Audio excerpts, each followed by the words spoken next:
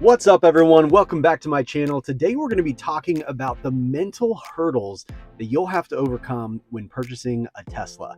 So let's hop into it. All right, first and foremost, the number one hurdle you're going to have to overcome obviously relates to charging.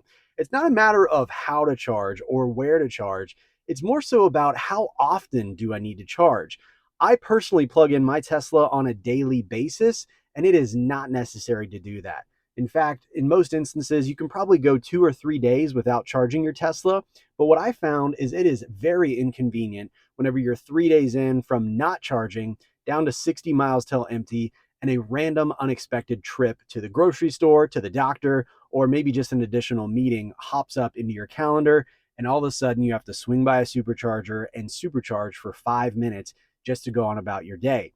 In order to overcome this, what I would suggest doing is just plug in your Tesla on a daily basis. I know this sounds like a simple no-brainer, but when you first get a Tesla, you're too scared to kind of break your Tesla. You don't want to charge it too much because the battery is all new technology and you think you're going to burn it out or overcharge it, like leaving your laptop in.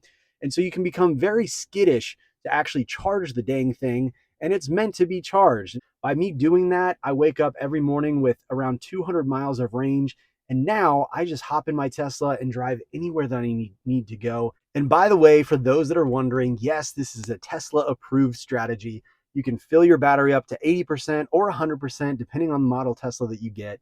Just leave it at 80% and go on about your day. You'll be just fine. The second thing that you're going to have to overcome is people become very frustrated with the digital buttons. They're accustomed to actually clicky buttons in their vehicles that you can turn knobs and things for fan speed. That is not the case in a Tesla. It is almost always a digital button. And so that's something that takes getting used to. But the way you can overcome this mental hurdle is just by simply using voice controls and your steering wheel.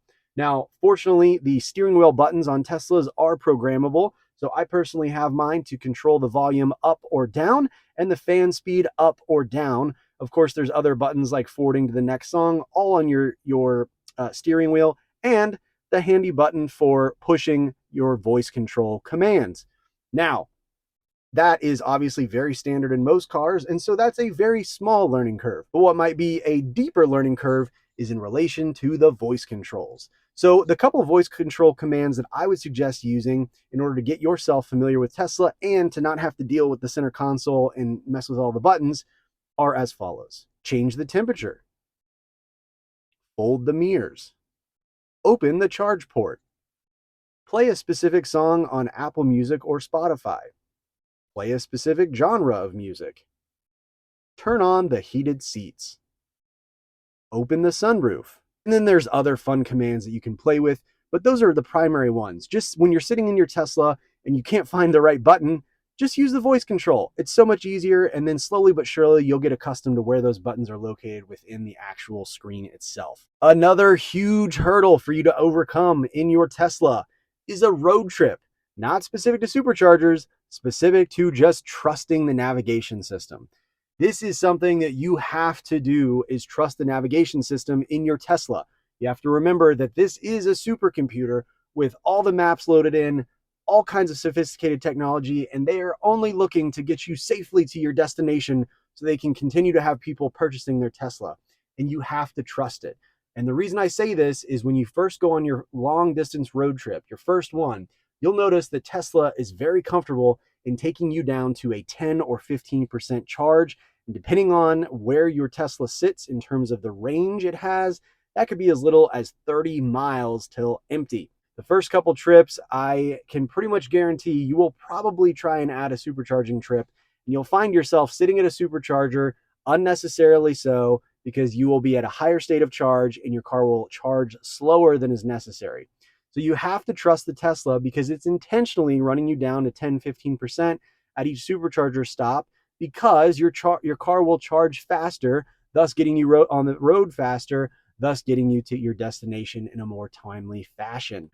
For me personally, I started experiencing range anxiety when I did get down to about 30 miles of range. And I had to remind myself that is still 20 minutes of driving on a highway going 80 miles an hour, or much longer than that if you find yourself on city streets. So you will be fine. And if you ever are in question of how far the closest supercharger is, You can always pull it up on your screen and feel even more assured. But you have to change your mental state to trust the system. If you're not familiar with my channel, I have videos on how much it costs to insure a Tesla, how much it costs to charge a Tesla at home, what do extended warranties look like, and how much do those cost, and all sorts of information that might be helpful for you. So check out the links down below or check out my channel and watch some additional videos.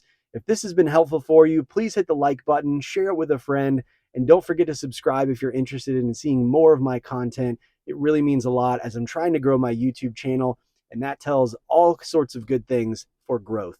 And with that, I'll let you guys get back to it.